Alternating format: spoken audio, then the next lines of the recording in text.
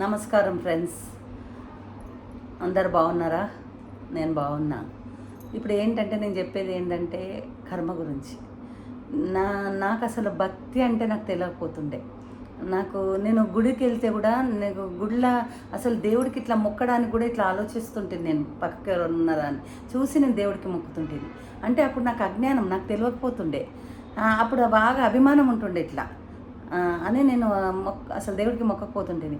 ఎప్పుడైతే నా నా తండ్రి, నా గురువు స్వామి సుందర చైతన్యానంద స్వామి వచ్చిండ్రో నా జీవితంలోకి, అప్పటి నుంచి నాకు అసలు భక్తి అంటే ఏంది, భగవంతుడు అంటే ఏంది, నేనంటే ఏంది, ఇవన్నీ నా తండ్రి ద్వారా తెలుసుకున్నాను నేను.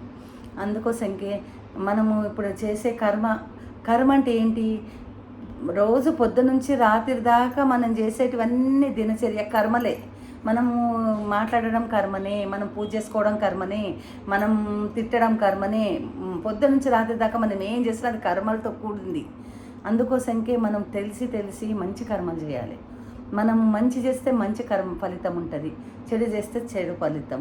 అందుకోసంకే కొంచెం ఆలోచించాలి, మనం ఎలాంటి కర్మ చేస్తున్నాం. సాధ్యమైనంత మట్టుకు జ్ఞానంతో ఆలోచించాలి. ఇప్పుడు మనం భక్తి చేసినా అది కూడా కర్మనే, ఏదైనా కర్మనే. అందుకోసంకే ఇప్పుడు మనకు కర్మలతో కూడిన శరీరం ఇది. మనకు ప్రతీది కర్మనే. వంట చేయడం కర్మనే, చేతుకు కర్మ. మాట్లాడడం నోరు కర్మ, చూడడం కళ్ళు కర్మ, వినడం చెవులు కర్మ. అంటే మళ్ళీ ఎలాంటి కర్మ చేస్తే మనకు అలాంటి ఫలితం వస్తుంది.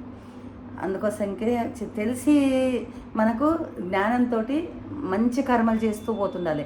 మానవ జన్మ ఎత్తినందుకు స్వార్థకం చేసుకోవాలి.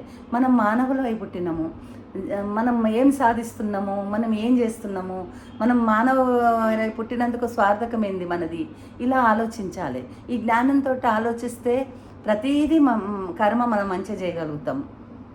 అందుకోసంకే అంటే మీకు తెలియదని కాదు, నా ఉద్దేశం నేను చెప్తున్నా. అంటే నేను ఒకప్పుడు ఎలా ఉంటిని, ఇప్పుడు ఎలా ఉన్నా, అంత నా తండ్రి దయతోటి ఇంకా తెలుసుకోవాలి. నాకు నయా పైసా తెలియదు ఇప్పటికీ, ఇంకా తెలుసుకోవాలి. ఎంత తెలుసుకుంటే బాయిలోతు తెలియదు, ఈ కర్మలోతు ఇవి కూడా తెలియదు. అసలు భక్తి గురించి కూడా, జ్ఞానం గురించి కూడా తెలియదు. మనకు ఎంత తెలుసుకోవాలన్నా ఇంకా ఇంకా ఇంకా అనే పంక తిరుగుతూనే ఉంటుందని మా తండ్రి చెప్పిండు మాకు. అందుకోసంకే సాధ్యమైనంత మట్టుకు ఫ్రెండ్స్ మీరందరూ తెలుసుకోండి, మంచి కర్మలు చేయండి, మంచిగా ఫలితం పొందండి. ఫలితము ఆశించి కర్మలు చేయొద్దు. ఇప్పుడు శ్రీకృష్ణ భగవానుడు ఏమంటున్నాడు? మీరు కర్మలు చేయండి, ఫలితం నాకు వదిలేయండి. కర్మలు చేయడం మీ బాధ్యత, ఫలితం ఇవ్వడం నా బాధ్యత. అందుకోసంకే మనకి ఏదో వస్తుందని మనం కర్మలు చేయొద్దు, మనకి ఏదో జరుగుతుందని చేయొద్దు. మనదేంది మానవ ధర్మం, కర్మలు చేయడం మానవ ధర్మం. ఫలితం భగవంతుడికి వదిలేయండి. ఫలితం ఆశించి మాత్రం కర్మలు చేయకండి. నమస్కారం.